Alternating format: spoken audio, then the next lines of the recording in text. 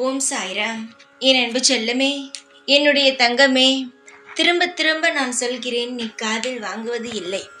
ஏன் என்னுடைய பேச்சுக்கு மதிப்பு தருவது இல்லை என்று எனக்கு தெரியவில்லை. ஆனால் நானோ உனக்கு ஞாபகம் ஊட்டிக்கொண்டேதான் இருப்பேன். ஏனென்றால் உன்னுடைய வாழ்க்கையை காப்பாற்றுவது இந்த சாயுடைய கடமை. இந்த சாய் ஆகிய நான் உன்னை எல்லா இடத்திலும் சகல விஷயங்களிலும் இருந்து காப்பாற்றுவேன். தயவு செய்து அலட்சியம் காட்டாதே.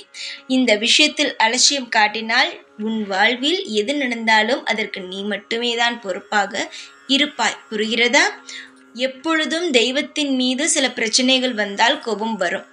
ஆனால் அந்த தெய்வத்தின் மீது கோபப்படும் பொழுது தெய்வங்களுக்கு செய்ய வேண்டிய கடமைகள் அனைத்தையும் செய்துவிட வேண்டும். இது எனக்கு மட்டுமல்ல, அனைத்து தெய்வங்களுக்குமே சொல்கிறேன். தங்கமே, உன்னுடைய வழிபாடுகள் மிக மிக பெரியது. அதனால் நீ இப்பொழுது என்ன செய்து விட்டாய் என்று தெரியுமா?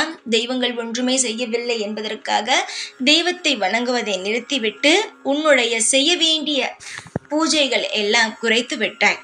நீ எப்படி உன்னுடைய வாழ்வில் நீ துவங்கும் பொழுது, சாயை வணங்கும் பொழுது, அனைத்து தெய்வங்களையும் வணங்கும் பொழுது என்னெல்லாம் உன்னுடைய வழிபாடுகள் இருந்ததோ அதை தொடர்ந்து செய்.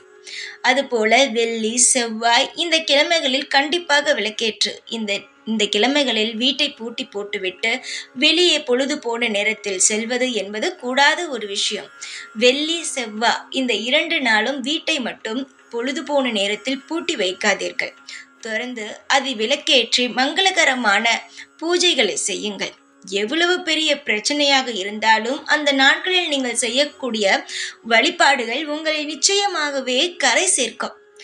வாழ்க்கையில் இப்பொழுது எல்லாம் நினைத்து கவலைப்படுகிறீர்கள். தங்கமே, வாழ்க்கையில் நீங்கள் செய்யும் ஒவ்வொரு விஷயங்களும் தான் உங்கள் எதிர்காலத்தில் மிகப்பெரிய மாற்றத்தை உருவாக்கும். நீங்கள் அனைவரும் நினைப்பது என்னவென்றால், இன்று செய்தால் நாளை நடக்க வேண்டும் என்பது. நீங்கள் இன்று செய்வது உங்கள் எதிர்காலத்தில் நல்லபடியாக உபயோகமாக இருக்கும். புரிகிறதா?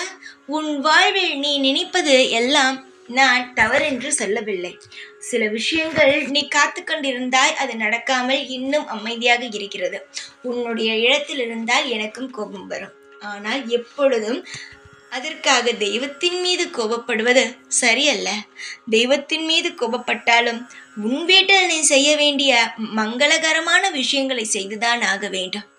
இதுதான் உண்மை. புரிந்துகொள். நீ புரிந்து கொள்வாய்.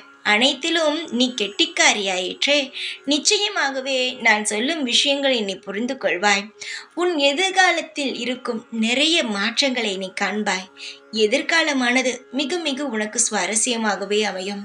உன் எதிர்காலத்தில் என்னெல்லாம் வேண்டுமோ அதற்கான அனைத்து வேலைகளையுமே இந்த சாய் ஆகிய நான் செய்து கொண்டு தான் இருக்கிறேன். சீக்கிரத்தில் நீ செய்யும் ஒவ்வொரு விஷயத்திலும் உனக்கு ஒரு நல்லது நடக்கும். நீ நினைப்பது அனைத்தும் தவறு, நான் செய்வது அனைத்தும் சரி என்று நீயே சொல்வாய். இத்தனை நாள் எதற்காக தங்கமே வாழ்க்கையில் போராடி கொண்டிருந்தாய்? அந்த நாள் நெருங்கி வந்துவிட்டது. நீ அதை பிடித்து கொள்ளும் நேரம் வந்துவிட்டது. இந்த நேரத்தில் கோபத்தை காட்டக்கூடாது. சந்தோஷமாக இருக்க வேண்டும். சந்தோஷமாக இரு. எப்பொழுதும் என்னாலும் நான் உன்னுடனேயே இருப்பேன். ஓம் சாய்ராம்.